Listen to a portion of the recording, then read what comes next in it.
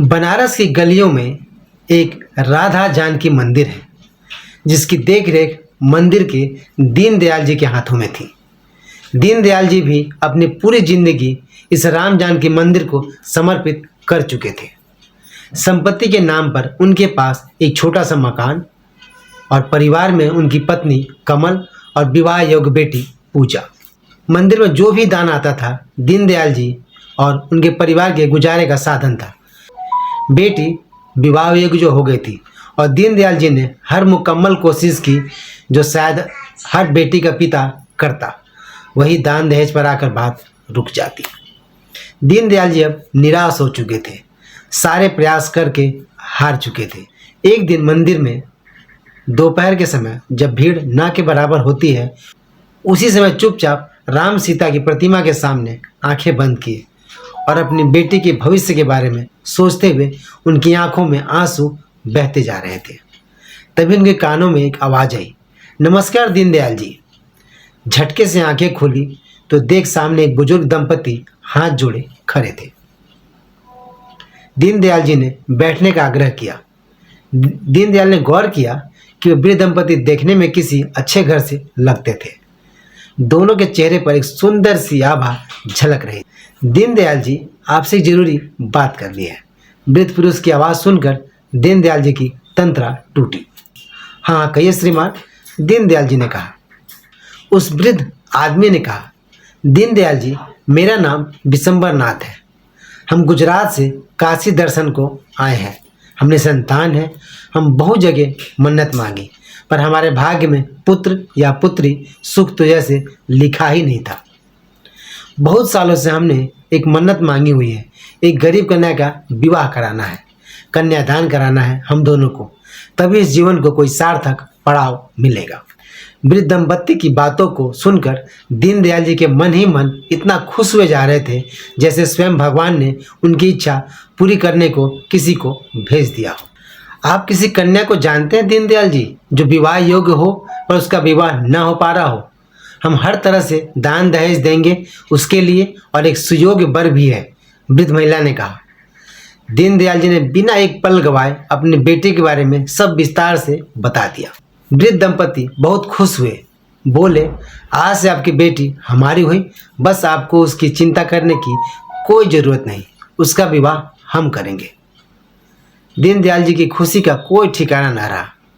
उनकी मनचाही इच्छा जैसे पूरी हो गई हो। बिशंबर नाथ ने उन्हें एक विजिटिंग कार्ड दिया और बोला, बनारस में ही ये लड़का है, ये उसके पिता का ऑफिस का पता है, आप जाइए। ये मेरे रिश्ते में मेरे साढ़ू लगते हैं। बस आप जाइए और मेरे बारे में कुछ ना बताइएगा, मैं बीच में नहीं आना चाहता। आप जाइए और खुद से बात करिए। दीनदयाल जी घबराए और बोले, मैं कैसे बात करूं? ना जान ना पहचान, कहीं उन्होंने मना कर दिया इस रिश्ते के लिए तो? वृद्ध दंपति ने मुस्कुराते हुए आश्वासन दिया कि आप जाइए तो सही, लड़के के पिता का स्वभाव बहुत अच्छा है, वो आपको मना नहीं करेंगे। इतना कहकर वृद्ध दंपति ने उनको अपना मोबाइल नंबर दिया और चले गए। दीनदयाल जी ने बिना समय गवाए लड़के के पिता के ऑफिस रुक किया, मानो जैसे कोई चमत्कार सा हो गया। ऑफिस में लड़के के पिता से मिलने के बाद लड़के के पिता ने हाँ कर दी। तुरंत शादी की डेट फाइनल हो गई।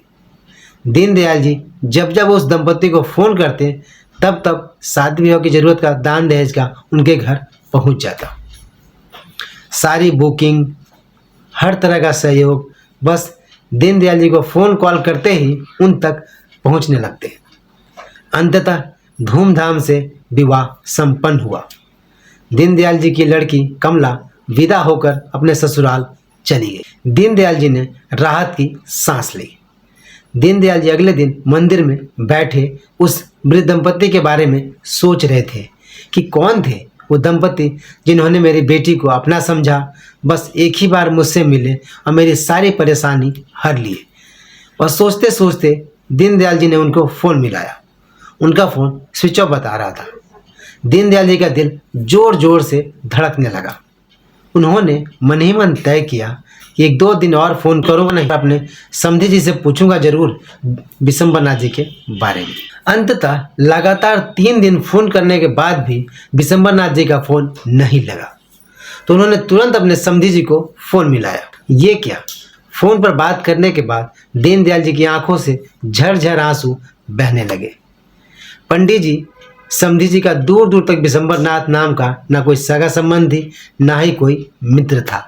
दीनदयाल जी की आंखों में आंसू लिए मंदिर में प्रभु श्री राम के सामने हाथ जोड़कर खड़े हो गए और रोते हुए बोले, मुझे अब पता चला प्रभु, वो विशंबरनाथ और कोई नहीं बल्कि आप ही थे। वो वृद्धा जानकी माता थी। आपसे मेरा और मेरी बेटी का कष्ट देखा नहीं गया ना। दुनिया इस बात को माने या न माने, आप ही आकर मुझसे बातें कर मेरे दुख को हरे प्रभु। राम जानकी की प्रतिमा जैसी मुस्कुराते हुए अपने भक्त दीनदयाल जी को देखे जा रही थी।